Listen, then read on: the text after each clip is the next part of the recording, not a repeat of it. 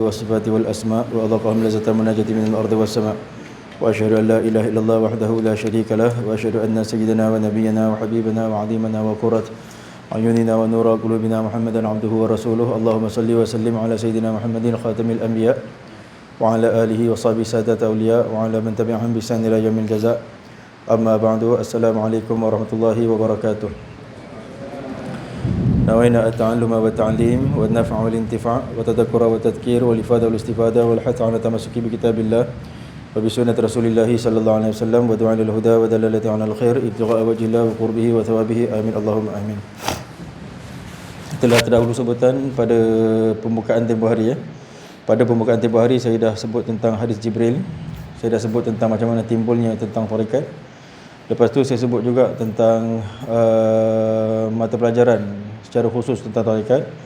Lepas tu saya ada bawa beberapa kisah nak menunjukkan kepentingan tarekat.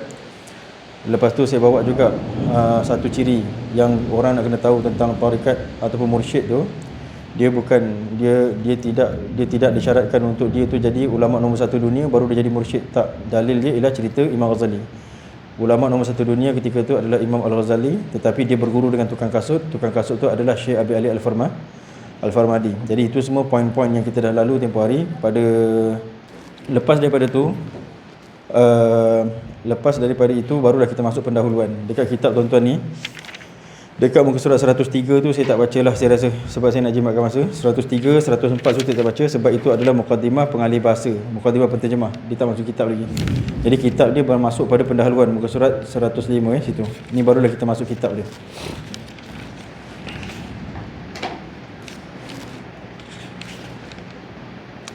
Bismillahirrahmanirrahim. Alhamdulillahirabbil alamin. Allahumma salli wa sallim ala sayidina Muhammad wa ala ali sayidina Muhammad. Bismillahirrahmanirrahim. Wala haula wala quwata illa billahil aliyyil azim. Kata musannif, dengan nama Allah yang Maha Pengasih, Maha Penyayang, tiada tenaga dan tiada kuasa melainkan dengan izin Allah. Dengan izin Allah Maha Tinggi dan Maha Agung. Segala puji bagi Allah yang dengan kehendaknya telah mencetuskan dorongan kemahuan di dalam hati para murid. Maka dorongan itu pun membimbing pula menuju ke jalan kebahagiaan, iaitu jalan iman dan ibadah. Di samping ianya menolak segala cita-cita untuk meninggi diri dan mencari pangkat. Okay, tengok kat sini dekat perenggat yang pertama tu dulu. Oleh kerana kitab ni menceritakan tentang perjalanan khusus seorang hamba, maksudnya perjalanan yang untuk orang yang dah matang dalam Islam, bukan orang yang baru masuk Islam. Orang yang dah matang dalam Islam sepatutnya perjalanan ni dia mesti tempuh. Tapi malang sekali perjalanan ni diperdaya. Perjalanan ni diperdaya ataupun umat Islam diperdaya sehingga perjalanan ni mereka tak tempuh. Bila mereka tak tempuh, yang pertama sekali mereka tak mencapai kebersihan hati. Yang kedua, mereka menghalang orang membersihkan hati. Yang ketiga, mereka memperolokkan orang membersihkan hati. Maksudnya, yang pertama, mereka tak sampai bersihkan hati. Maksud bersih hati dekat sini bukan seperti mana yang kita faham. Contohnya kita kata jangan marah. Contohnya kita kata kena ikhlas. Contohnya kita kata kena hormat orang tua. Dia bukan bersih hati yang kat situ yang kita pandang. Bersih hati yang mula-mula ialah makrifah. Mesti adakan hubungan dengan Allah. Sebab ada je orang yang tuan-tuan tengok dia hormat orang. Ada je orang yang tuan-tuan tengok ada ilmu. Ada je orang yang tuan-tuan tengok serban besar bakul. Ada je orang yang hafal Quran. Ada je orang yang hormat orang. Ada je orang yang banyak sembahyang, tapi dia tak ada hubungan dengan Tuhan. Contohnya siapa? Imam Ghazali. Imam Ghazali mula-mula sebelum dia berguru dengan Syekh Abi Ali Al-Farmadi, dia ulama nombor satu dunia. Dia alim, dia hafal, dia amil. Dia amil maksudnya dia beramal. Hafal tu maksudnya dia hafiz, dia hafaz semua ilmu, tapi tak ada hubungan dengan Tuhan. Boleh nampak? Jadi yang dikendaki dengan bersih hati itu sebenarnya makrifah dulu. Lepas makrifah baru timbul perkara yang lain. Sebab kebaikan ni, sifat mahmudah ni, dia boleh timbul daripada dua. Satu dia merupa, satu dia hakikat. Merupa tu macam ni dia belajar hadis, dia tengok hadis tu, dia belajar hadis, ilmu zahir dia daripada ilmu. Dia kata kita kena buat baik. Dia kata kita kena tepat janji. Dia kata kita kena begini-begini. Dia kata kita kena jangan marah. Dia kata kita kena jangan sombong. Dia kata macam tu dalam hadis ataupun di dalam kitab. Daripada panduan yang zahir, daripada ilmu. Jadi orang tu pun apply melalui ilmu. Kalau orang yang apply melalui ilmu, satu hari besok, kalau orang apply melalui ilmu, sebenarnya dia tidak berperasaan pun dalam hati dia ketika dia melakukan kebajikan tu. Contohnya siapa? Kita belajar sembahyang. Berapa tahun dah kita belajar sembahyang? 40 tahun kan kita belajar sembahyang. 40 tahun kita belajar sembahyang, kita sembahyang tak? Ke kita tak nak sembahyang? Jawapan dia kita sembahyang. Tapi kita nak Tuhan tak? Boleh tanya diri sendiri. Berapa puluh tahun kita sembahyang, jadi sembahyang kita tu datang daripada mana? Datang daripada ilmu. Dia tak sama yang datang daripada hati, yang datang daripada perasaan. Jadi ada amal yang boleh datang daripada perasaan, ada amal yang boleh datang daripada ilmu. Dia dua-dua sama. Rupa dia sama. Tapi yang dikehendaki dalam agama ialah daripada perasaan. Sebab itulah Nabi kata apa? Al-ihsan an ta'budallah ka'annaka tarah, fa illam takun tarah fa innahu yarak. Ini adalah hadis Jibril tempoh hari. Dia kata, Nabi tanya, ihsan tu apa? Tasawuf tu apa? An ta'budallah ka'annaka tarah, bahawa kau menyembah Allah ka'annaka tarah. Cuba tengok perkataan tarah tu. Tarah tu maksudnya seolah-olah kau melihat. Allah boleh lihat tak? Tak boleh. Tapi kenapa sampai seolah-olah kau melihat? Jawapan dia sangat dalam. Perasaan dia kepada Tuhan sangat dalam. Saya selalu misalkan supaya tuan-tuan nampak. Kita tengok cerita apa cerita piramid tu? Musa menyanggut dengan Puspawangi kan? Puspawangi. Qadi tu kan dia berjalan selepas dia salang dengan Puspawangi tadi. Oh, Puspawangi dia kata. Oh, wanginya Puspawangi. Wirid dia dah bertukar. Daripada istana tadi sepatutnya berzikirullah, wirid dah bertukar. Oh, wanginya Puspawangi. Oh, wanginya Puspawangi. Sampai nak balik rumah dia. Tengah-tengah perjalanan dekat rumah dia jumpa orang-orangan. Orang-orangan tu sebabkan dia sangat menyembah Puspawangi tadi tu, maksudnya dia menyembah perasaan dia tu dalam dekat Puspawangi, sampai orang-orangan tu ka'annak tarah. Orang-orangan tu dia nampak seperti Puspawangi. Nampak tak? Sekarang bila dia kata ini adalah Puspawangi, dia pun peluk di gomong-gomongnya dia bergomong-gomongnya orang-orangan tadi tu, yang dia nampak seperti Puspawangi. Sebab apa jadi macam tu? Jawapan dia perasaan. Jadi kenapa wali Allah bila dia sampai kepada dia nakkan kasih pada Allah, kenapa kadang-kadang dia kata benda tu Allah. Kenapa? Sebab hadis Nabi, ka'annak tarah. Nampak tak? Tapi kadang-kadang kita dekat sini nak kena tahu juga, ada orang yang pura-pura tak sampai pun sebenarnya, tapi cakap aku Allah, cakap itu Allah, cakap ini Allah. Boleh nampak tuan-tuan? Jadi suatu benda ni nak kena tahu, nak kena ada ahli dia. Jadi itu dalil nak menunjukkan tentang ada agama kita ni sebenarnya dia bukan sekadar kita sembahyang je, bukan. Dia hati tu nak digerakkan. Okey, jadi amal tu tadi timbul daripada dua. Ni nak kena fokus dulu. Ni nak kena tuan-tuan nak kena panjat dia punya point. Kalau tuan-tuan tak panjat dia punya point, nanti tuan-tuan tak tahu macam mana tuan-tuan nak link. Okey, jadi ikhlas tadi tu, atau bukan ikhlas, apa ni? Kebaikan tadi tu boleh jadi didapatkan daripada ilmu, seperti dia belajar kitab, seperti dia belajar hadis, seperti dia belajar Quran. Kemudian dia apply dengan ilmu, nama dia ilmul yaqin. Kemudian bila dia dah nampak, baru nama dia ainul yaqin. Bila dia dah nampak, dah mula perasaan dia dah mula berputik. Dia belum berperasaan sangat lagi tu. Dia perasaan dia baru mula berputik sebab dia dah mula nampak. Tapi bila dia betul-betul nampak jelas, nama dia haqiqatul yaqin. Dia nama dia hakul yaqin. Okey. Sekarang bila orang tu, macam mana orang tu boleh dapat perasaan tu? Jawapan dia dekat perenggan pertama ni. Dia kata segala puji, dia kata bagi Allah Tuhan yang dengan kehendaknya telah mendorong cetusan. Nampak tak? Telah mencetuskan dorongan. Nampak? Telah mencetuskan dorongan ni maksudnya orang tu Allah kejutkan dia daripada kelalaian dia. Jadi bila orang tu Allah kejutkan dia daripada kelalaian dia, dia dah nampak aku mesti kembali kepada Tuhan aku. Okay, kalau aku mesti kembali kepada Tuhan aku mesti mencari orang yang bawa aku kepada Tuhan aku. Contohnya siapa yang dapat cetusan tu? Contohnya Salman Farsi. Salman Farsi semua agama dia masuk, sebab dia dapat cetusan tu. Jadi dia pun mencari mursyid. Tu yang dia masuk semua agama tu. Akhir sekali lah jumpa Nabi kita Muhammad sallallahu alaihi wasallam, terus jadi murid, terus ngikut, terus jadi sahabat. Itu contoh awal orang yang dapat cetusan. Okey, jadi contoh yang kedua, Al-Imam Al-Ghazali. Macam mana dia dapat cetusan? Bila dia nampak adik dia boleh kasyaf. Adik dia boleh nampak apa yang berada dalam hati dia. Dia sembahyang fikir pasal darah haid, adik dia boleh nampak. Jadi datang cetusan dekat dia. dia pun cari guru. Kesudahannya dia berguru dengan guru adik dia, rendah diri dia. Dia berguru dengan guru adik dia, Syekh Abi Ali Al-Farmadi, seorang tukang kasut. Dia berguru. Nampak cetusan? Jadi bila cetusan tu datang, orang tu nak menuju kepada Allah. Bila nak menuju kepada Allah, dia dah mula fikir, aku mesti betulkan sembahyang aku. Aku mesti betulkan perasaan aku. Aku mesti betulkan matlamat aku. Matlamat penting tuan-tuan. Matlamat pun saya sebut juga dekat tuan-tuan tempoh hari, sama je dekat mana-mana yang saya pergi, saya akan sebut tentang matlamat. Sebab tak ada matlamat, semua tak boleh buat.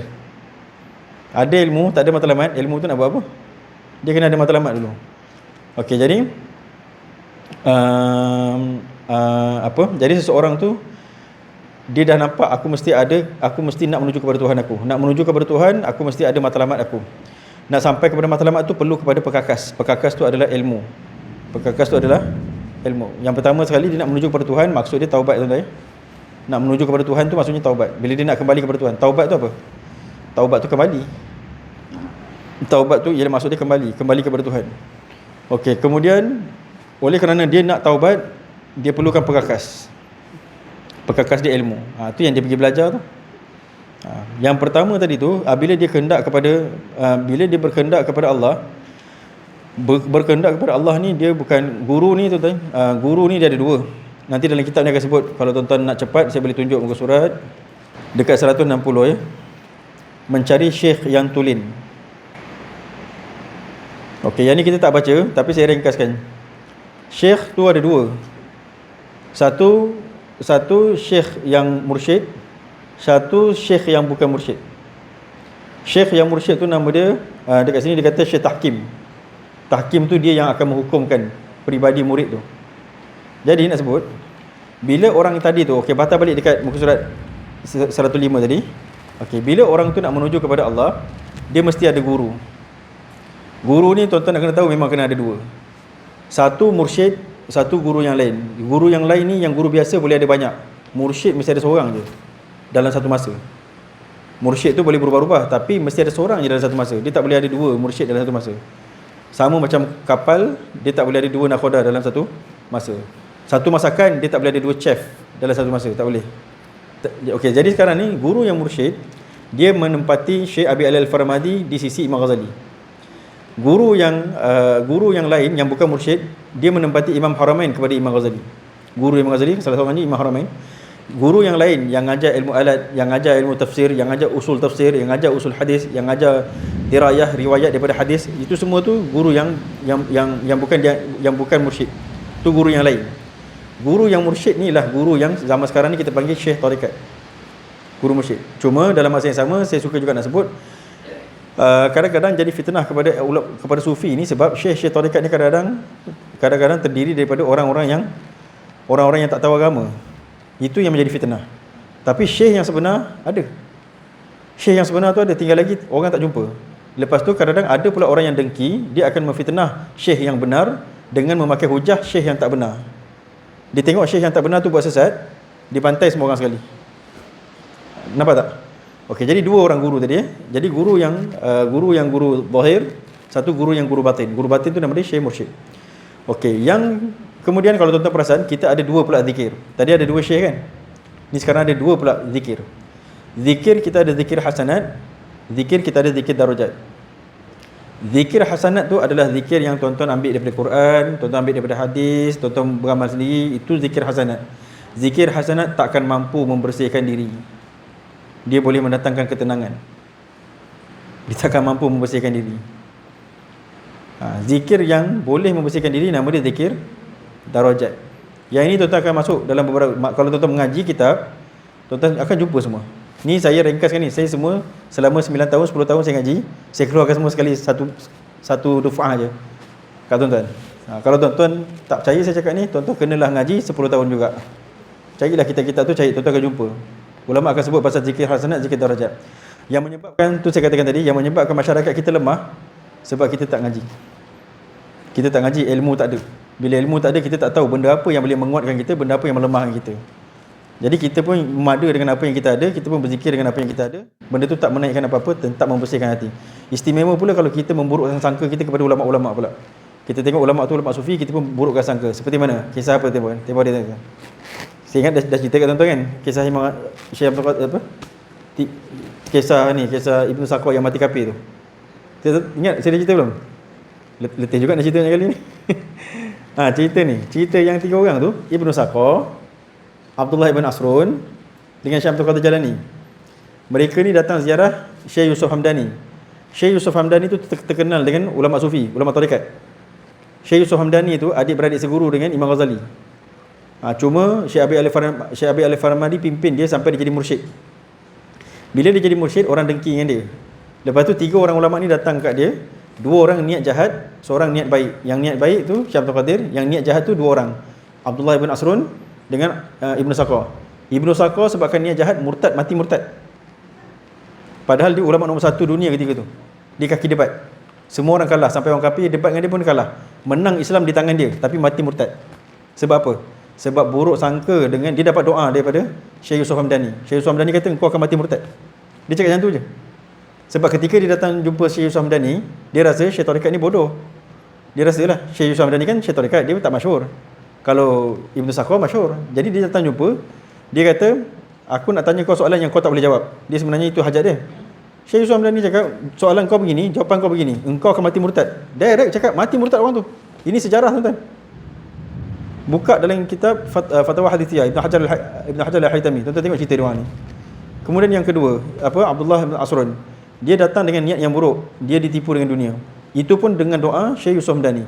Jadi satu saya nak cakap, yang buruknya ialah bila kita tak mengaji, lepas tu kita tak mengaji, lepas tu kita busukkan pula orang yang memang dia tu yang membawa jalan tu, yang dia yang membawa orang sufi tu, wali tadi tu, Syekh tarekat tadi tu. Ni yang saya cakap ni yang betul tuan-tuan. Saya cakap ni bukan yang Syekh tarekat yang mengawut ni, bukan. Ni saya cakap ni yang betul. Yang betul macam Syekh Abi Al-Farmadi, macam Syekh Abdul Qadir Jalani, macam Syekh Abi Hasan Asy-Syadzili, macam Syekh Baharuddin Naqsyabandi. Itu yang saya cakap ni. Okey, jadi itulah dia. Jadi itu sebabnya kita tak kuat, sebab kita tak tahu pun rupanya guru ni ada 2. Dan kita pun tak tahu dah semua orang mesti ada mursyid. Macam mana tuan-tuan boleh tak ada mursyid tapi Nabi ada mursyid? Tuan-tuan tak heran ke? Nabi yang hebat makrifah dia pun ada mursyid, Jibril. Yang kita ni setiap hari buat maksiat, tak payah mursyid. Kan pelik tak? Kan pelik. Kita kata tak payah ikut je hadis Nabi. Kalau tuan-tuan baca hadis Nabi, tuan-tuan boleh faham ke? Jadi fikirkan situ. Jadi nak cakap orang tak tahu mesti ada guru, orang tak tahu mesti ada mursyid. Bila tak ada benda ni, sebab itulah kita pun merewang-rewang. Okey. Kemudian saya nak singgungkan juga kenapa musuh Islam dia mula-mula tuan-tuan, kalau tuan-tuan perasanlah, musuh Islam ni mereka paling tak suka tarekat. Dulu Saudi itu ketika mula-mula nak dijatuhkan Saudi tu, Mr. Hamper tu dengan siapa? Muhammad bin Abdul Wahab tu, dia mula-mula sekali dia hancurkan siapa? Zawiyah. Dia hancurkan rumah-rumah sufi dulu. Sebab kekuatan orang Islam dekat mana? Roh. Dekat kesufian. Kenapa kesufian jadi kuat? Sebab bila kesufian ni dia mengajar tentang taat setia.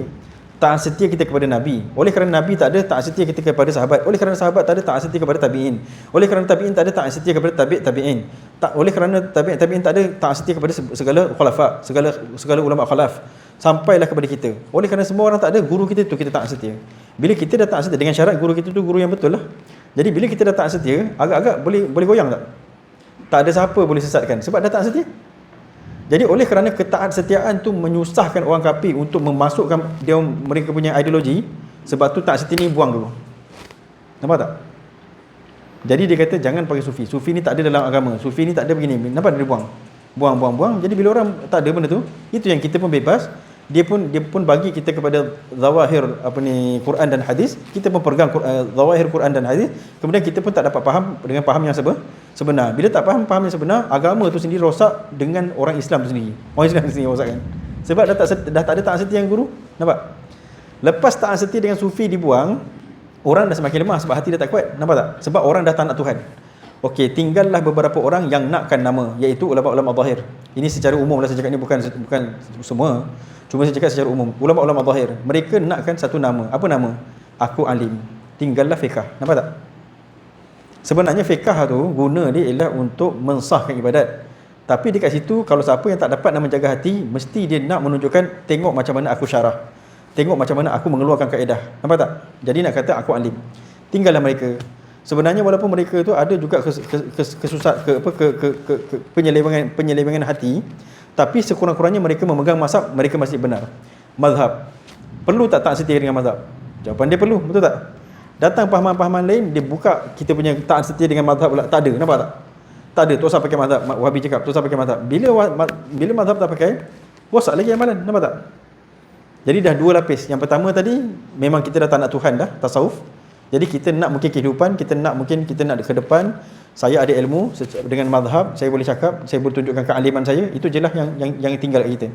Sekarang mereka punya apa? Mereka punya agenda pecahkan taat setia dalam mazhab. Tadi taat setia dalam tarekat habis dah. Ni taat setia dalam mazhab, pecahkan. Lepas pecah taat setia dalam mazhab, orang pun mula menjadi lebih bebas. Sebab apa? Sebab tarekat pun tak payah mazhab, fiqh pun tak payah mazhab, jadi bebas. Dah berapa kali bebas? 2 kali bebas, betul? Sekarang tinggal satu lagi ikatan. Apa dia? Akidah. Sekarang adalah agenda-agenda liberal. Tapi sekarang ni kita masih nampak lagi macam kita macam terkawal, nampak kan? Macam terkawal. Tapi pada saya lah, pada nampak daripada sudut luaran, kalau helikopter view, sebenarnya kita dah banyak rosak dah. Kalau tuan-tuan tanya je lah budak universiti. Itu ilmu fardu ain tuan-tuan. Ilmu fardu ain. Tak tahu akidah, tak tahu mazhab, tak tahu tasawuf. Kalau akidah tak tahu, fiqh tak tahu, tak usah harap lah. Boleh nampak tuan? Jadi saya nak sebut, kita sebenarnya yang pertama, jangan sombong dengan ulama'. Ulama' tu kadang-kadang bila dia bercakap, dia bukan saya seorang lah, tapi nak cakap kami datang, bukan sibuk sagu hati tuan-tuan, bukan sebab nak kerja. Kalau saya nak kerja ni, saya nak cakap juga lah kat tuan-tuan supaya tuan-tuan nampak.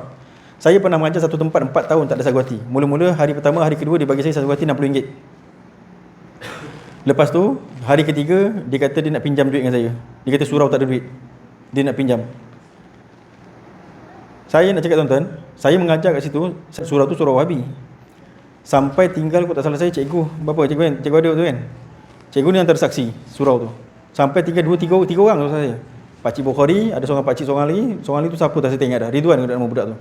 3 orang je ngaji. Dengan pengerusi, dengan imam, dengan Bilal, semua tak ada. 3 orang je. Saya kuat mengajar dia orang. Sebab saya nak mengajar, saya bukan nak duit. 4 tahun saya mengajar itu sampai saya pindah dekat Puncak Alam, saya dah tak ada duit nak pergi ke situ. Sebab dia bagi RM60. Dia bukan sebab dia tak bagi dah. Dia tak bagi dah. Apa saya buat? Saya pinjam duit orang. Pergi mengajar. Tol nak letak RM10 tak mampu tuan. Tu tol apa? Tol apa namanya? Lata tu kan? Lata ke? Tol yang ni apa ni? Saya ikut Duke tempoh hari, tol plus apa? Tak mampu. Tapi saya pergi juga. Sebab tujuan saya mengajar. Dan saya keras pada masalah ni. Maksud saya kuat semangat. Saya bukan orang yang pergi masjid buat persembahan, kutip sagu hati, saya bukan. Kalau saya orang macam tu, kali ketiga sekali dia tak bagi, saya dah tak datang dah.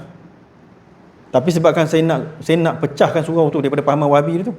Tu yang saya pergi 4 tahun tuan-tuan, bukan 4 hari. 4 tahun. Sampailah saya dah tak larat sebab dah terlalu banyak sangat hutang. Sampai saya jumpa orang pun saya malu dah. Malu nak minta hutang sebab orang tengok muka saya, oh tahu dah ustaz ni kaki hutang. Saya mau hutang tu sebab minyak tu nak pergi. Jadi nak sebut, guru ni ngajar, dia nak buat orang. Satu saya kata jangan sombong dengan ulama'. Kalau ulama' yang benar tu lah. Dia nak ngajar orang sebab dia tahu kebodohan yang ada pada masyarakat.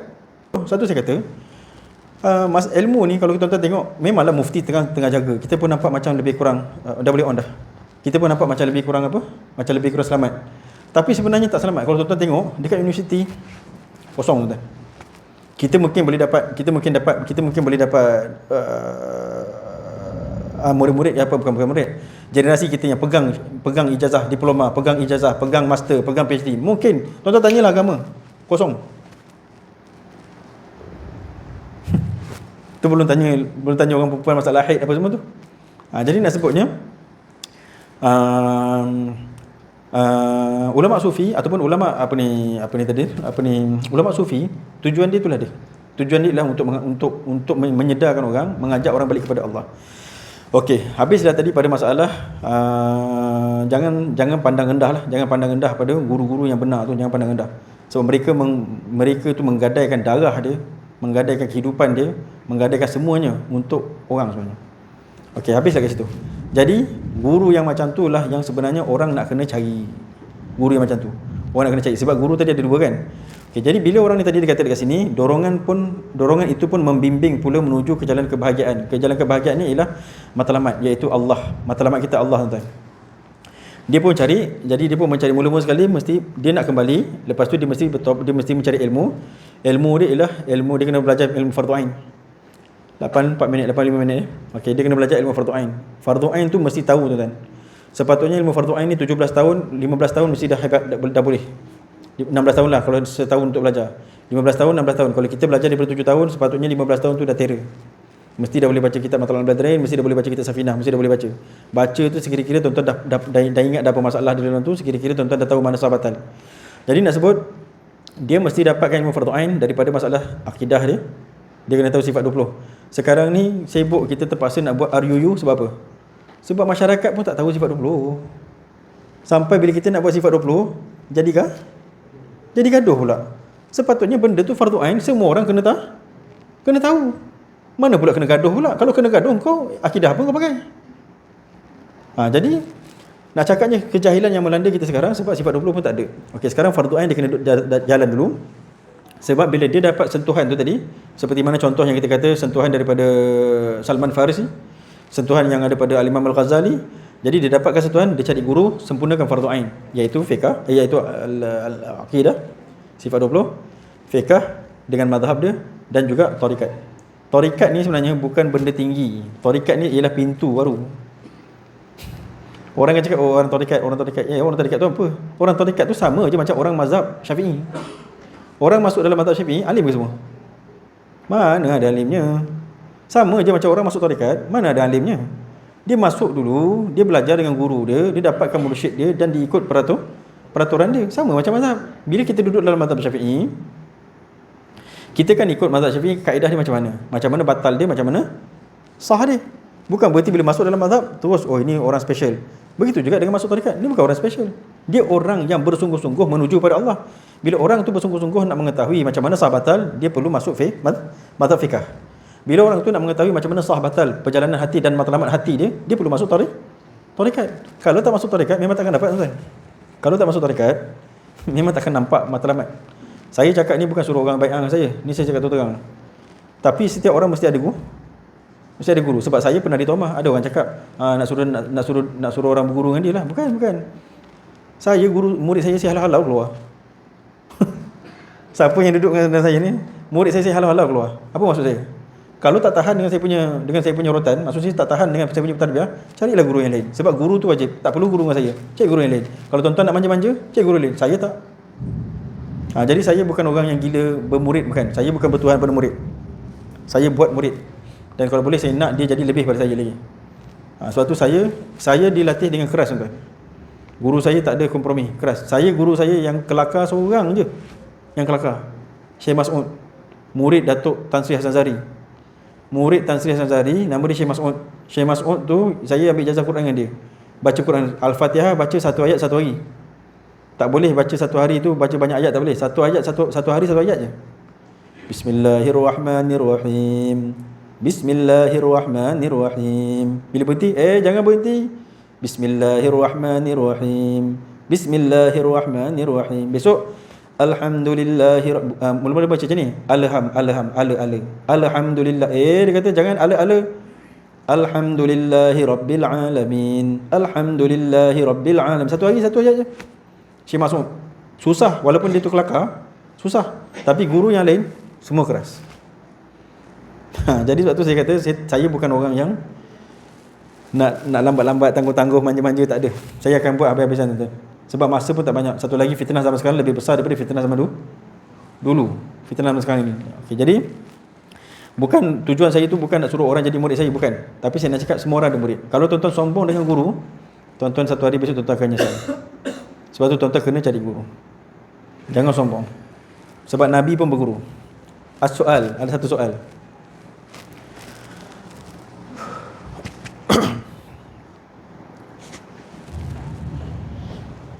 Orang cakap tak payah berguru, dia kata. Siapa tak ada guru mursyid, dia selawat je. Siapa tak ada guru mursyid, selawat tu lah guru mursyid dia. Orang cakap yang tu kan. Okay, kalau tuan-tuan baca dalam buku ni nanti, dalam kitab ni nanti, Imam Haddad cakap, Imam Haddad ni habaib, tuan-tuan.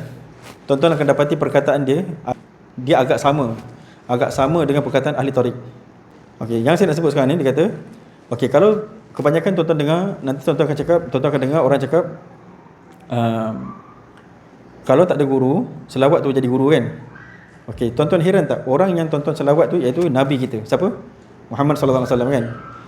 Dia pun ada guru. Bila tuan-tuan selawat dengan dia, tujuan tuan-tuan ialah supaya tak nak ada guru, betul tak? Sebenarnya kenapa orang tak nak ada guru? Jawapan dia sebab dia tak mampu rendahkan diri dia untuk berguru. Itu sebenarnya. Sebab kalaulah dia nak guru, dia mesti cari. Cuba tuan-tuan bayangkan Imam Ghazali, tuan-tuan. Tak ada orang ilmu atas pada dia. Tak ada orang ilmu atas pada dia. Dia berguru dengan tukang kasut. Dia bukan berguru dengan ulama besar. Macam mana dia rendahkan diri dia? Tuan-tuan boleh dapatkan cerita ni dekat kitab Maraqi Ubudiyah. Tulis nanti kalau tak tahu mana cerita ni. Maraqi Ubudiyah. Maraqi Ubudiyah cerita dekat belakang sekali. Dia muka surat belakang sekali cerita pasal Imam Ghazali. Cuma Maraqi Ubudiyah ni riwayat dia lain sikit lah. Okey. Dalam Maraqi Ubudiyah tu cerita dia, Imam Ghazali ketika nak berguru dalam Maraqi Ubudiyah tu ada cerita pasal dia dengan adik dia lah. Dia dengan adik dia, yang adik dia nampak ada darah dekat bontot dia kan. Okey, kemudian dia pun nak berguru dengan Syekh Abi Ali Al-Farmadi. Syekh Abi Ali Al-Farmadi pun guru mursyid yang benar ni, dia bukan bertuhan kepada murid. Dia pun tak nak Imam Ghazali. Padahal kalau dia ada murid Imam Ghazali kan nama dia tu naik kan. Dia tak nak pun, dia halau je Imam Ghazali keluar. Lepas tu Imam Ghazali yang cakap aku nak berguru, dia test dulu. Imam Ghazali dia kata kau pergi sapu dulu, dia kata. Kau pergi sapu lantai ni, dia kata. Lepas tu Imam Ghazali pun nak buka baju dia. Sebab kan nak sapu kan, nak buka baju dia lah. Syekh Abi Ali Farmadi kata tak payah. Kau pakai baju kemegahan kau tu, dengan baju kemegahan kau tu lah kau sapu. Lepas tu Imam Ghazali pun nak ambil penyapu. Syekh Abi Ali kata tak payah. Engkau sapu dengan tapak tangan kau. Dia sapu macam tu depan orang. Jadi orang pun nampak hina tak? Hina. Kenapa dia tak kasi buka baju? Supaya nampak ulama yang buat kerja macam tu. Ulama yang buat kerja hina tu. Jadi Imam Ghazali bila lulus benda tu, dapat rendahkan diri, baru diterima jadi murid. Jadi nak sebutnya rendah diri itu sebenarnya yang tak ada. Itu sebabnya orang tak nak berguru tu.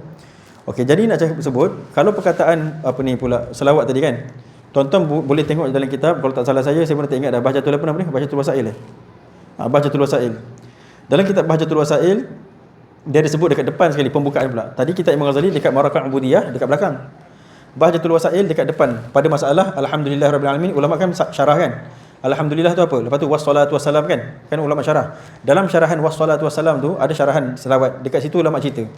Maksud kalau orang yang tak ada guru dia kena selawat, bukan dia tak payah cari guru, bukan.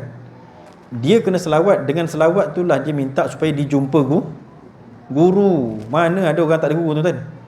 Mana boleh Nabi pun ada guru, tiba-tiba kita pula tak ada guru. Kan pelik tu. Sebab itulah ulama cakap malam yakul lahu syekh fa syaitana syaikhuhu. Ulama dah beritahu dah, barang siapa yang tak ada syekh fa syaitana syaikhuhu, syaitan lah yang akan jadi syekh dia. Itulah ni semua pembukaan yang tuan-tuan nak kena tahu pada masalah orang yang dapat dorongan tadi, dia dapat cetusan. Jadi siapa yang tuan-tuan kena ingat, Imam Ghazali dapat cetusan tadi, dia cari Syekh Abi Ali Al-Farmadi. Salman Farisi dia dapat cetusan sampai dia cari agama Islam, cari Nabi Muhammad sallallahu alaihi wasallam. Okey, menuju kepada jalan kebahagiaannya, iaitu jalan iman dan ibadah. Okey, dia kata jalan iman. Iman ni ialah kepercayaan. Kepercayaan tu apa tuan-tuan? Ilmu kan? Betul tak? Kepercayaan ilmu ke apa? Kepercayaan tu perasaan. Nampak tak? Jalan yang dicari sekarang ni jalan perasaan, bukan jalan sekadar tahu-tahu apa baik apa tak baik, bukan. Perasaan. Kita sembahyang sebenarnya apa tuan-tuan? Tuan-tuan tengok ya, dalam Quran cakap aqimis solata li dzikri. Lepas tu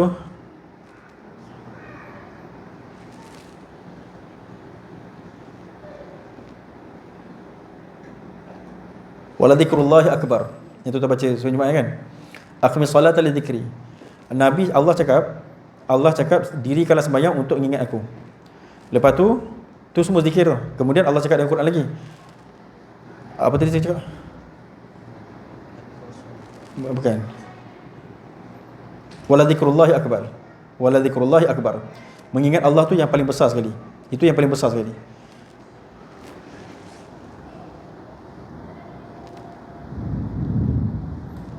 Apa ayat dia? Nahnu nazzalna al-Quran, apa? Inna nazzalna dzikra wa nahnu lahu, betul ke inna? Ayat Quran tersebut, inna nazzalna dzikra wa nahnu lahu lahafizun. Kami lah yang menurunkan zikra. Zikra tu zikir. Zikir dalam ayat tu apa maksud dia? Quran. Quran tu sendiri Nabi Allah cakap zikir. Jadi nak cakap maksud daripada Quran bukan tilawah, tapi az-zikir. Zikir tu apa? Perasaan. Jadi orang ni bila dia dah dapat sentuhan, bila dia dah dapat apa tadi? Dorongan ni, dia dah dapat cetusan, dia dapat dorongan, dia akan cari iman. Iman tu perasaan. Contoh yang kita boleh kaitkan balik Salman Farisi. Nampak dia cari perasaan, dia cari iman, kepercayaan. Kemudian ibadat. Ibadat dekat sini saya nak tuan-tuan tukar maksud dia. Maksud dia bukan beramal ibadat, bukan. Ibadat ni ialah menghamba diri kepada Allah. Sebab ramai je orang sembahyang neraka tempat dia. Ramai je orang jadi ulama, neraka je tempat dia. Sebab apa? Ketika jadi ulama bukan menghambakan diri kepada Allah. Ketika sembahyang bukan menghambakan diri kepada Allah. Ketika jihad bukan menghambakan diri kepada Allah. Ketika sedekah bukan menghambakan diri kepada Allah. Jadi maksud ibadah ialah menghamba diri kepada Allah, bukan ibadat. Bukan ibadat yang kita naik, bukan. Kan ada hadis tu, Nabi kata 3 orang yang paling awal masuk neraka. Ulama, orang ahli baca Quran. Ada orang baca Quran, dia kata, Nabi cakap dalam Quran, Nabi kata orang yang pertama masuk neraka besok ialah qurra. Qurra ni ialah orang yang pandai baca Quran, pandai selok-belok Quran. Saya kalau tuan-tuan, saya sebenarnya tak adalah banyak sangat belajar Quran ni, tapi sebabkan belajar dengan murid Tan Sri Hasan Zari, belajar dengan Syekh Mas'ud, sebab tu saya nampak baca Quran ni, kalau tuan-tuan belajar betul-betul, kita punya meletakkan makhraj tu dia teliti tau. Macam tuan-tuan cakap kan ra tu tebal jadi sebab belakang tu beri fathah. Bismillahirrahmanirrahim. Alhamdulillahi rabbil alamin. Tiap-tiap kasrah mesti senyum, tiap-tiap dhammah mesti cium. Dia ada kaedah-kaedah dia yang sangat teliti. Jadi orang yang belajar Quran ni bila dia dah tahu bacaannya yang teliti, yang dicuba, yang ulama cuba cari macam mana cara bacaan, macam mana Jibril baca, dia akan sibuk dekat mencantikkan bacaan dia. Jadi Nabi cakap dalam Quran, Nabi cakap dalam hadis, Nabi cakap orang ni lah besok masuk Quran, masuk neraka awal. Sebab dia belajar Quran, belajar tapi sibuk nak mencantikkan bacaan dia, kesudahannya masuk neraka. Sebab tujuan dia bukan perasaan, bukan menghamba diri pada Allah. Tuan-tuan nampak? Itu yang pertama. Yang kedua, Nabi cakap iaitu orang yang apa nama dia?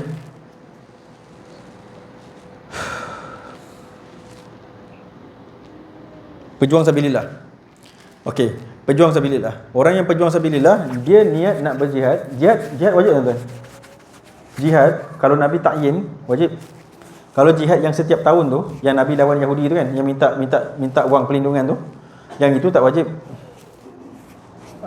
Jadi kalau yang Nabi suruh tu, yang Nabi dah takyin tu wajib. Okey, sekarang ni jihad yang wajib tu, wajib pergi tak? Wajib pergi. Okey, yang wajib pergi, lepas tu kita pun niat nak mati. Niat nak mati. Okey, niat mati tu untuk apa? Untuk menghamba diri kepada Allah ke? Untuk cucu kita cakap, atuk aku dulu pendekar. Nabi cakap dalam hadis. Orang tu pergi berjihad dan dia memang niat untuk mati. Dan tujuan dia niat untuk mati ialah supaya cucu aku cakap aku pendekar. Nabi cakap supaya la yuqalal apa? Hatta yuqalal battal. Supaya orang kata dia battal. Battal ni panglima habis lah, memang pendekar. Nampak? Nabi cakap. Okey, kemudian yang ketiga. Yang ketiga ialah orang yang sedekah. Nabi cakap dia pun masuk neraka awal sebab ketika dia sedekah, dia nak orang kata dia jawad. Jawad ni maksudnya pemurah. Itu semua mereka buat ibadat tak? Betul tak? Betul tak ibadat? Baca Quran ibadat. Pergi perang sabilillah lagi ibadat tuan-tuan. Lagi ibadat. Lepas tu apa lagi ibadat tadi? Sedekah ibadat kan? Ibadat masuk neraka. Jadi maksud ibadat dekat sini apa? Menghamba diri kepada Allah. Sebab tu saya kata bila letak nama ibadat tu, kena letak terjemah dia betul. Yang ni kena dapatkan. Satu saya kata tuan-tuan, kita ni kalau kita dapat dah guru yang benar, genggam dengan gigi geraham. Tuan-tuan tak kata dapat dah, kalau dapat dah guru yang benar, tuan-tuan carilah yang orang-orang yang nak berpersembahan. Besok tuan-tuan takkan dapat ilmu, tuan-tuan akan dapat persembahan. Dia duduk kat depan, dia buat persembahan, bagi tuan-tuan ketawa, bagi tuan-tuan seronok, membanyakkan orang, lepas tu membanyakkan derma-derma. Itulah tuan-tuan dapat. Hati, perasaan tak ada.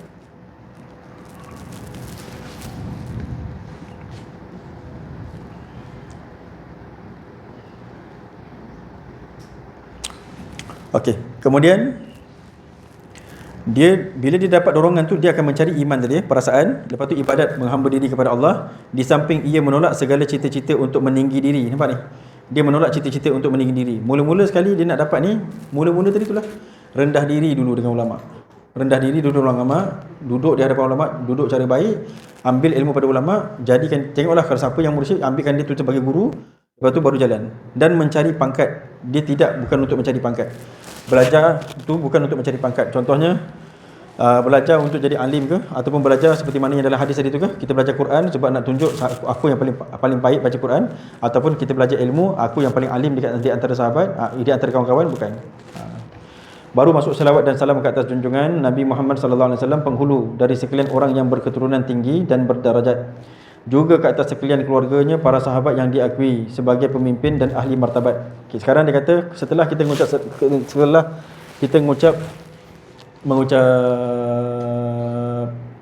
tahmid, mengucap hamdu, azan dulu ke tidak ni? Tak payah, jangan terus. Okey. Selepas kita mengucap hamdu, mengucap puji kepada Allah, kita pun selawat. Sekarang kita selawat ke atas satu orang, iaitu Nabi kita Muhammad sallallahu alaihi wasallam, penghulu dari sekalian orang yang berketurunan tinggi dan berdarajat. Siapa dia tu? Maksudnya kita nak kena kenal siapa orang yang kita selawat ke situ. Dan juga ke atas sekalian keluarganya, keluarga Nabi. Kenapa nak sebut keluarga Nabi? Sebab orang tak akan dapat cinta Nabi. Bukan. Orang tak akan dapat cinta Allah melainkan dia cinta Nabi. Sebab orang tu tak akan dapat fana fillah melainkan dia dapat fana fil Nabi, fana fil Rasul. Dia mesti fana dengan Nabi dulu, baru dia boleh fana fillah. Tapi okey, kemudian dia tak akan dapat fana fil Nabi melainkan dia kasih kepada keluarga Nabi. Keluarga Nabi tu kalau jahat macam mana pun, kita marah jahat dia, kita letakkan hukuman dia. Contohnya kalau keluarga Nabi tu ada berzina, ada merogol, ada begitu, jatuhkan hukuman atas dia. Tapi jangan, bukan kita kutuk keturunan dia. Tuan-tuan ada anak contohnya. Tuan-tuan ada anak, lepas tu tuan-tuan ada murid lah. Tuan-tuan ada murid, katalah saya ada murid, katalah saya ada anak. Anak saya dadah. Kalau murid saya, dia caci-caci anak saya sayang tak murid tu? Saya tahu anak saya salah, anak saya dadah. Tapi bila dia caci dia, saya kecil hati tak? Mesti saya kecil hati. Jadi sebab itulah dalam selawat dia suruh jaga keluarga Nabi. Jadi kita keluarga Nabi itu kalau benar lagi dah tak boleh. Kalau keluarga Nabi itu benar, lagi kita tak boleh benci dia. Tapi kalau dia salah, hukuman jatuhkan. Keluarga Nabi ke tak keluarga Nabi ke, hukuman jatuhkan. Kalau kena potong tangan, potonglah. Kalau kena bunuh sebab dia berzina, bunuhlah. Kalau dia dah bunuh orang, bunuhlah. Tetapi jangan caci keturunan tu. Boleh dapat tuan. Okey, kemudian lepas keluarga Nabi, lepas tu para sahabat. Sahabat sebab apa? Sebab mereka tu adalah murid-murid Nabi. Sahabat ni orang yang dulu-dulu jumpa Nabi. Jarak kita dengan Nabi 30 orang, 39 hingga 40 orang guru. Kalau saya dengan Nabi, kalau sanad saya tu, saya dengan Nabi, kalau ikut sanad Tuan Syekh Umar, saya 38. Kalau ikut sanad Ayah Wahab, saya 39. Jadi nak cakapnya kita dengan Rasulullah 30 lebih orang. Sahabat Rasulullah tak ada orang pun, tu Rasulullah.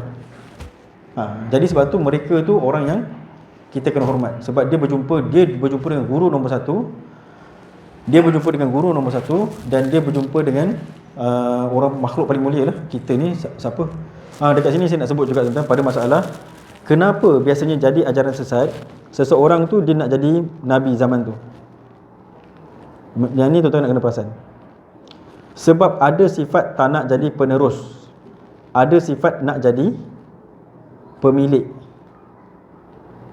Maksudnya macam ni, agama Islam tu Nabi yang memiliki, kan? Nabi yang bawa.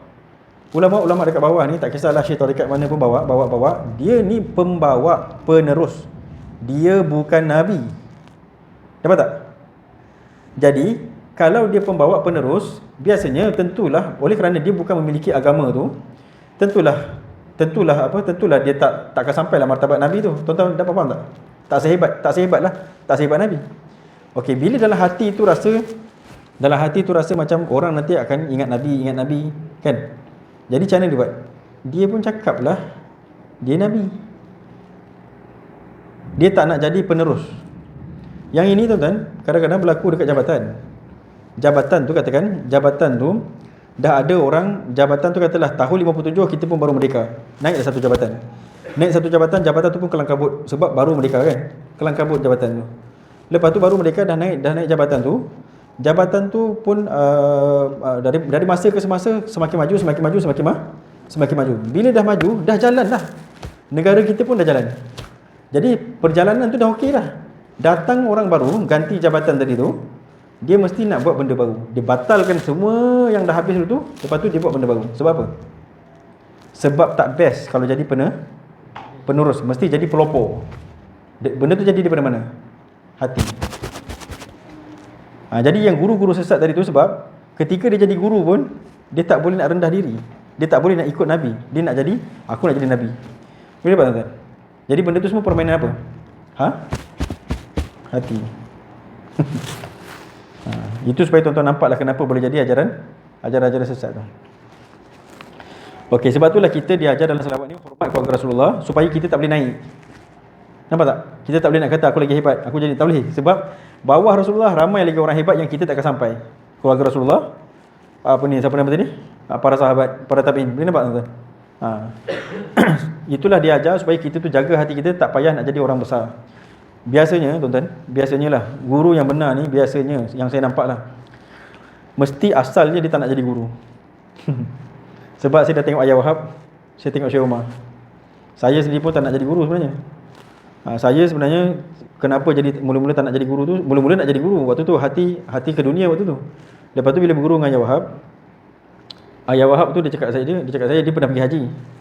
Dia kata dia pergi haji waktu tu naik kapal. Lepas tu dia jumpa dengan satu orang syekh, nama dia Syekh Sulaiman. Syekh Sulaiman tu cakap dekat dia, ni bukan Syekh Sulaiman kat Lengging tu kan. Syekh Sulaiman satu orang dia jumpa. Saya dah lupa orang tu orang India ke apa, tapi dia kata Syekh Sulaiman.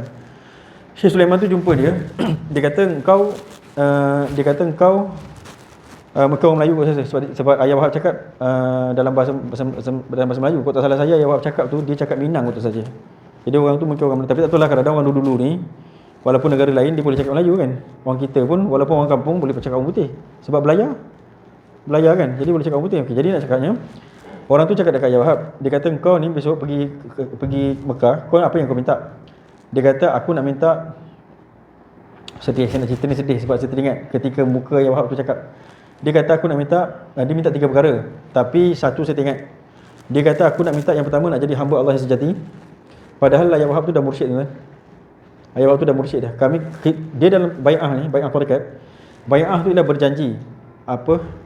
Guru tu akan cakap, wahai roh sekian-sekian. Saya kata wahai roh Syahrul Nizam, aku seru akan dikau, marilah menjadi hamba Allah yang sejati. Kita ajak jiwa murid tadi tu, mari menjadi hamba Allah yang sejati. Tinggalkanlah segala maksiat, tujulah segala taat. Itulah dia punya perjanjian dia. Jadi ketika berjanji tu, waktu jadi murid, kita dah berjanji nak jadi hamba Allah sejati dah.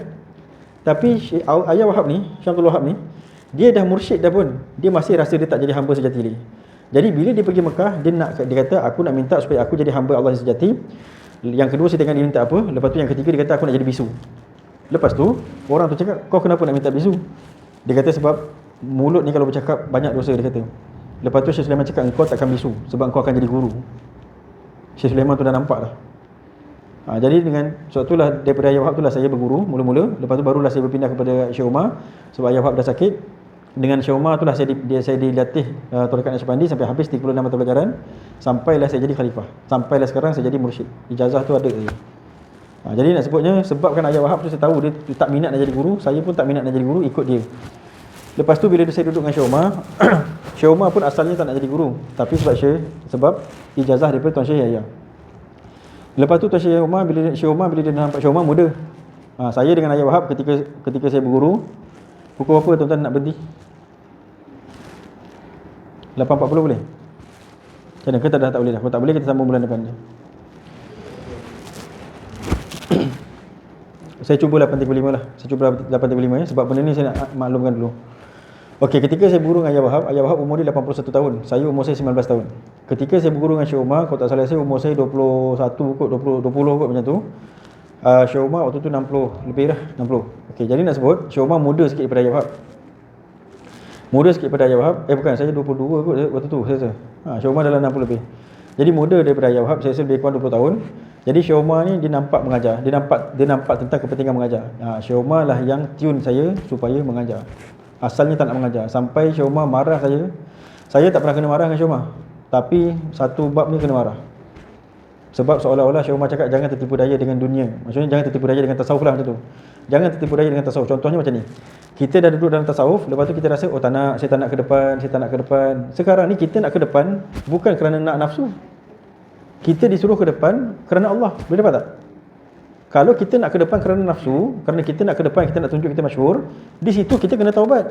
Bukan di situ kita kena tinggalkan. Kalau kita tak ngajar, habislah orang semua bodoh lah jadi.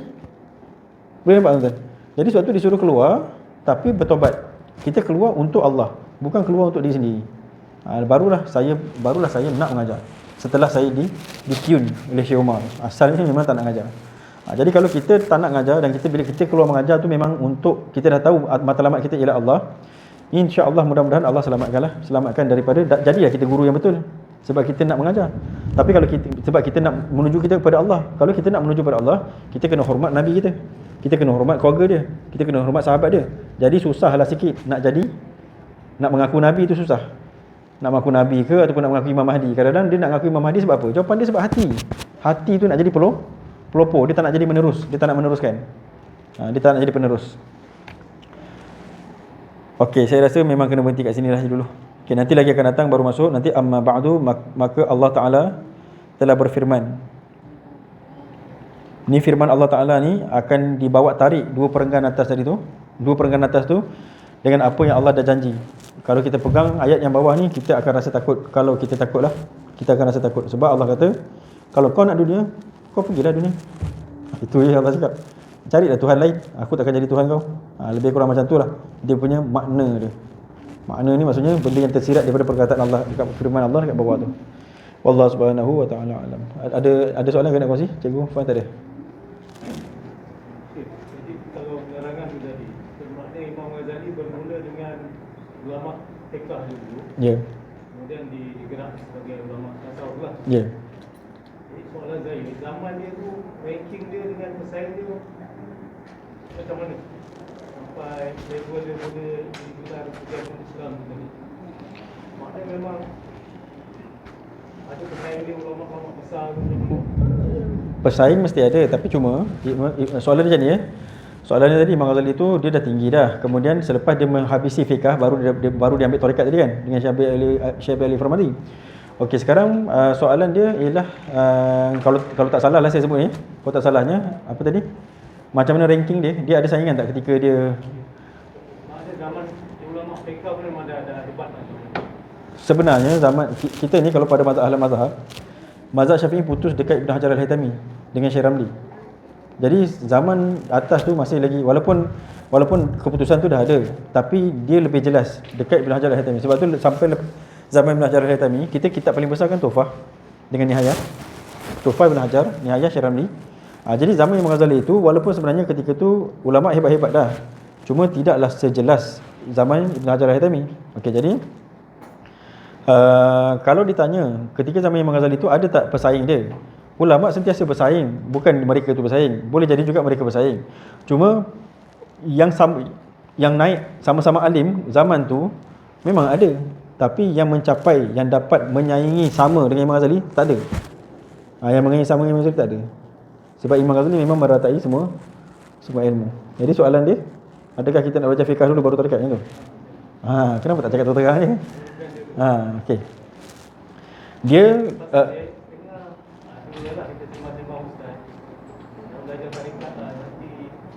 saya faham betul. Yang penting kepala lah bahasa dia. Betul, saya faham. Saya sendiri pun dulu semua cakap macam tu. Sebab tu ketika saya bertarekat, saya dipulaukan oleh orang pondok.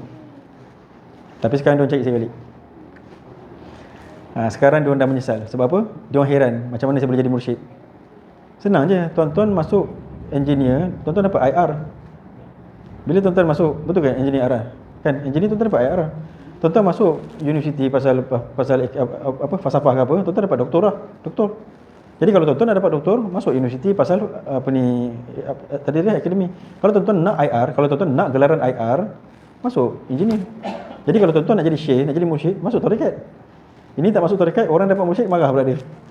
Jadi nak sebut, saya habis mata pelajaran. Kalau masuk tarekat tak habis, tak dapat juga. Saya habis semua dan saya dapat ijazah tu, ijazah irsyad tu. Okey, jadi macam ni cerita dia. Ramai orang kata belajar fiqh dulu, baru belajar tasawuf. Okey, saya bagi misal macam ni lah. Boleh tak tinggalkan fiqh dulu, belajar akidah sampai faham semua dulu? Kan tak boleh? Jadi kita tanya balik dekat dia supaya dia fikir dulu. Okey, memanglah ilmu tu datang lewat-lewat, ataupun sejarah macam mana Imam Ghazali dapat tarekat lewat. Tapi itu Imam Ghazali, Syekh Abi Arif Ramadi, dia dapat awal. Kenapa kita ambil contoh Imam Ghazali seorang? Banyak lagi orang. Jadi sebenarnya tiga-tiga tu kena jalan sekali. Ketika belajar akidah, tak pandai pun akidah, dah belajar fiqh dah. Betul tak? Tak pandai pun fiqh, dah belajar tasawuf. Sebab dia setiap benda tu ada kaedah dia. Okeylah contoh macam ni tuan-tuan. Budak-budak kita belajar, kita masuk dalam sekolah, hantar anak kita sekolah belajar bahasa Melayu. Bahasa Melayu dia pun lintah pukang, betul tak? Biasanya orang Melayu pun bahasa Melayu dia dapat 50%, orang Cina dapat 80%. Jadi bahasa Melayu kita pun tak betul. Ketika kita nak memahami bahasa pun tak betul, boleh tak dia faham selok-belok bahasa dekat admaths, dekat matematik? Kan matematik tu ketika dia nak menggambarkan masalah tu dia pakai bahasa, betul tak? Dia bahasa pun dia tak terror lagi. Ke dia kena belajar bahasa dulu, matematik buang dulu? Kenapa dia belajar sekali? Kan tu soalan tu, bandingan saya boleh bagilah. Yang kedua, kita tukar sikit bahasa Inggeris. Lagilah bahasa Inggeris mana orang nak terror. Sekarang matematik pun pakai bahasa Inggeris. Jadi kalau dia bahasa Inggeris pun dia tak pandai, adakah ilmu matematik dia kata jangan belajar dulu? Belajar bahasa Inggeris dulu. Nampak tak? Mesti belajar sekali. Jadi sebenarnya samalah. Akidah kena belajar, fiqh kena belajar, tarekat kena belajar. Sebab akidah fiqh dengan tasawuf tu macam tu akidah fiqh dengan tasawuf. Tapi akidah mazhab dia Asy'ariyah dan Maturidiyah, RUU tu. Lepas tu fiqh mazhab dia 4 mazhab, Syafi'i, Maliki, Hanafi, Maliki, Syafi'i, Hanbali. Okey, kemudian tarekat banyak mazhab dia. Naqsybandi, kalau Negeri Sembilan, Ahmadiyah, Syadzuliyah, Imam Abu Hasan Syadzuli. Lepas tu Sanusiyah, Libya. Banyak tarekat dia banyak. Yang semua tu datang daripada mana? Datang daripada dua imam besar, iaitu Syekh Junaid Al-Baghdadi dengan Imam Ghazali. Imam Ghazali ini, kenapa orang biasa cakap pakai Imam Ghazali dulu? Sebab Imam Ghazali punya bahasa orang rendah pun akan jadi tinggi, orang tinggi pun akan jadi tinggi. Tapi kalau Syekh Junaid punya bahasa, tak boleh belajar melainkan orang yang dah betul-betul suluk. Dah masuk suluk betul, dah betul, sebab perkataan dia perkataan berat. Perkataan dia perkataan berat. Jadi siapa yang fardu ain, siapa yang akidah dia fardu ain, tak boleh. Akidah dia kena fardu kifayah. Baru boleh main Syekh Junaid punya. Jadi itulah cerita dia. Jadi sebenarnya kena jalan sekali, seperti mana bandingan yang saya dah cakap tadi itulah. Bandingan saya cakap tadi tu. Sebab kadang-kadang kita tertipu dengan setan. Okey, saya bagi contoh satu lagi. Tadi contoh kenapa kita belajar semua? Sebab ilmu zahir pun kita belajar semua. Betul? Okey, bandingan yang kedua. Katalah betul, jangan ambil tasawuf dulu, jangan ambil tarekat dulu, jangan bersihkan di hati dulu, belajar fiqh dulu. Tuan-tuan belajar fiqh berapa tahun? Kalau nak sampai akidah, kalau nak sampai dunia kawaid semua. Mau 40 tahun tuan-tuan? Mau 40 tahun. Lepas 40 tahun, tak sampai 40 tahun, tuan-tuan pun mati. Terus tasawuf tak ada. Macam. Padahal tarekat tu fardu ain. Jadi sebab itulah jangan tertipu dengan bukan kita lah, maksud saya bukan attack cikgu Fuad bukan, tapi maksud saya kita semua. Ketika fahaman tu datang, jangan tertipu dengan iblis. Iblis akan bawa banyak analogi supaya kita meninggalkan. Jadi maksudnya kesimpulannya ialah saya bukan promo saya punya jemaah, bukan. Sebab saya pernah kena fitnah tempoh hari dekat Kuala Selangor, dan saya tak berdiam diri lah. Lepas dia fitnah tu saya report terus, saya report Jabatan Agama. Sebab pada saya dia biadab. Dia fitnah saya benda yang saya tak cakap. Jadi saya report lah.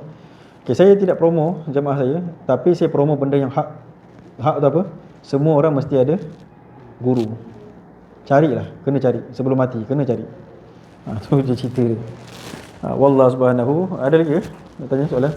Kalau tak ada, kita boleh tutup dah 8.40. Okay, kalau tadi kita tutup ya. Bismillahirrahmanirrahim. Fafahamna Sulaimana wa kullan atayna hukma wa ilma wa sakharna ma'a dawil jibala subhanahu wa ta'ala kunna fa'ilin.